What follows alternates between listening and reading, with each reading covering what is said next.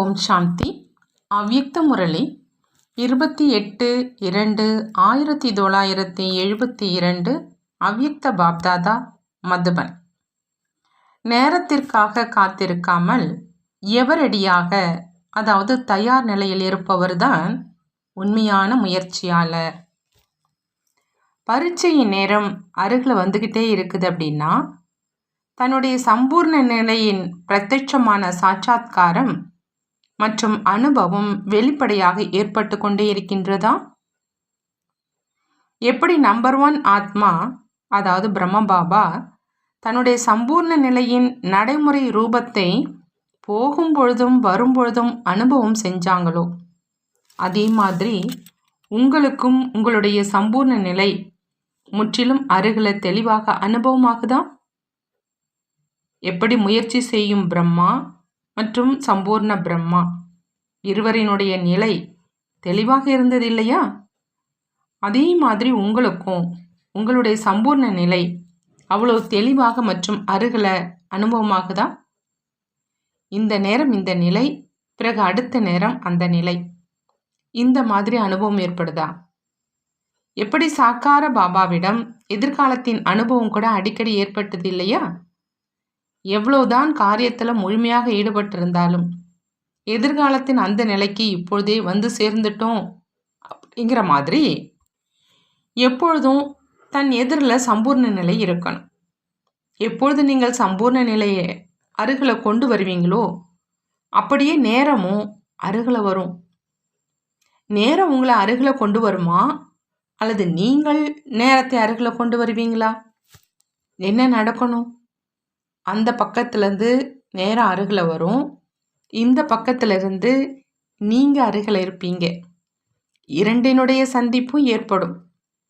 நேரம் எப்போ வந்தாலும் சரி, ஆனால் சம்பூர்ண நிலையை அருகில் கொண்டு வருவதற்கான முயற்சியில் நேரத்திற்காக காத்திருக்க வேண்டியதில்லாத அளவுக்கு தன்னை எப்பொழுதும் தயாராக வச்சிருக்கணும்.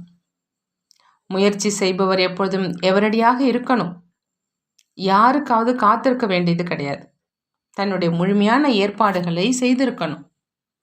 நான் நேரத்தை அருகில் கொண்டு வருவனே அன்றி நேரம் என்னை அருகில் கொண்டு வராது அப்படிங்கிற அந்த போதை இருக்கணும். எவ்வளோ தன் எதிரில் சம்பூர்ண நிலை அருகில் வந்துக்கிட்டே இருக்குமோ அந்த அளவு உலகினுடைய ஆத்மாக்களின் எதிரில் உங்களுடைய கடைசி கர்மாதீத் நிலையினுடைய சாட்சாத்காரம், அதாவது பாவங்களை முழுமையாக அழித்த அந்த நிலையினுடைய சாட்சாத்காரம் தெளிவாக ஏற்பட்டுகிட்டே இருக்கும். இதன் மூலம் சாட்சாத்கார மூர்த்தியாக உலகின் எதிரில் சாட்சாத்காரம் செய்விக்கும் நேரம் அருகில் இருக்குதா அல்லது இல்லையா அப்படின்னு நீங்களே தீர்மானிச்சுக்கலாம். நேரமோ மிக வேகமாக ஓடிட்டுருக்கு, நேரத்தின் வேகம் அதிகமாக இருக்குது என்ற அனுபவம் இருக்குது இல்லையா? இந்த கணக்குப்படி தன்னுடைய சம்பூர்ண நிலை கூட தெளிவாக அருகில் இருக்கணும். எப்படி ஸ்தூலமாகவும் ஏதாவது ஒரு நிலை இருக்குது அப்படின்னா எதிரில் பார்த்த உடனேயே அதை சென்று அடையணும் அப்படின்னு புரிஞ்சுக்கிறாங்க. இதே மாதிரி சம்பூர்ண நிலையும் அந்த மாதிரி சுலபமாக அனுபவம் ஆகணும். இதுவும் ஒரு நொடிக்கான விஷயம்தான். இப்போ ஒரு நொடியில் அருகில் கொண்டு வருவதற்கான அந்த திட்டத்தை உருவாக்குங்க. திட்டம் போடுறதுல நேரம் செலவாகும், ஆனால் அந்த நிலையில் நிலைச்சிட்டிங்க அப்படின்னா நேரம் செலவாகாது. பிரத்யட்சத்தா அருகில் வந்து கொண்டிருக்குது என்ற இதை புரிஞ்சுக்கிட்டீங்க தான் இல்லையா? சுற்றுப்புற சூழ்நிலை மற்றும் உள் உணர்வுகள் மாற்றத்தில் வந்துட்டுருக்குது. இதிலிருந்து கூட பிரத்யட்சத்தாவினுடைய நேரம் எவ்வளோ வேகமாக அருகில் வந்துட்டுருக்கு அப்படின்னு புரிஞ்சுக்கணும். கடினமான விஷயம் சரளமாக ஆகிட்டுருக்குது. எண்ணமும் நிறைவேறிட்டு இருக்குது. பயமற்ற நிலை மற்றும் எண்ணத்தில் திடத்தன்மை, இதுதான் சம்பூர்ண நிலையின் அருகாமையினுடைய அடையாளம். சம்பூர்ண நிலையினுடைய அருகாமையினுடைய அடையாளம் பயமற்ற நிலை மற்றும் எண்ணத்தில் திடத்தன்மை. இந்த இரண்டுமே தென்பற்றிட்டு இருக்குதான் இல்லையா? எண்ணத்தின் கூடவே உங்களுடைய ரிசல்ட்டும் தெளிவாக தென்படட்டும். இதன் கூடவே பலனுடைய பிராப்தியும் தெளிவாக தென்படட்டும்.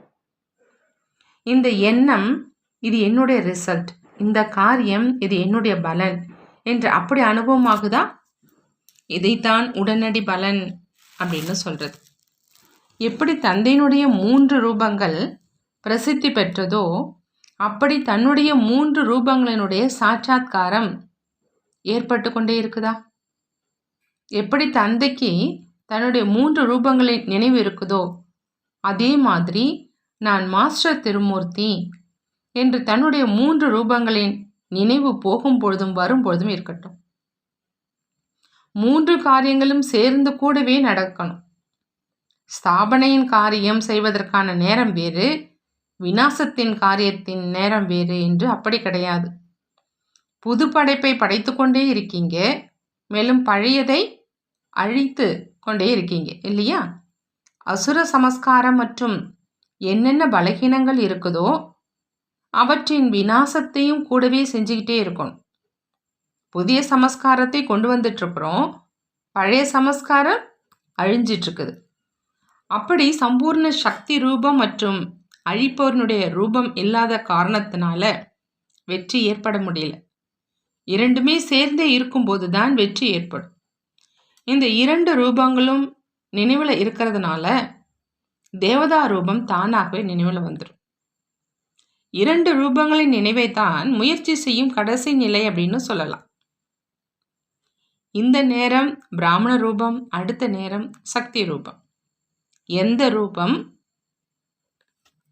எந்த நேரத்தில் அவசியம் இருக்குதோ அந்த நேரம் அதே ரூபத்தை தாரணை செஞ்சு காரியத்தில் ஈடுபட்டுடணும். அந்த மாதிரி பயிற்சி தேவையாக இருக்கு.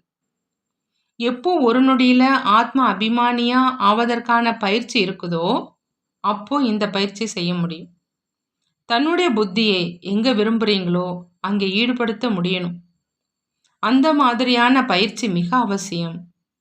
அந்த மாதிரியான பயிற்சி உள்ளவங்க அனைத்து காரியத்திலும் வெற்றி அடைகிறாங்க. யார்கிட்ட தன்னிடம் வளைத்து கொள்வதற்கான சக்தி இருக்குதோ அவங்க தான் உண்மையான தங்கத்துக்கு சமமானவங்கன்னு புரிஞ்சுக்கிங்க. எப்படி ஸ்தூல கர்மேந்திரங்களை எங்கு விரும்புகிறீங்களோ எப்படி வளைக்க முடியுது இல்லையா?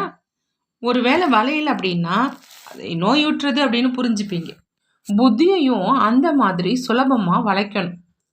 புத்தி நம்மை வளைச்சிக்கிட்டு செல்லட்டும் என்ற அந்த மாதிரி இருக்க வேண்டாம்.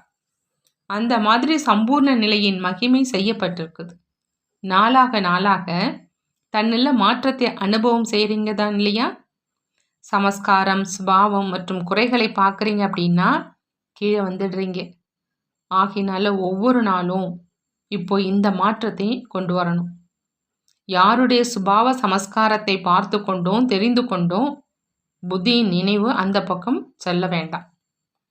மேலும் அந்த ஆத்மாவுக்காக இன்னும் அதிகமாக சுபபாவனை இருக்கட்டும்.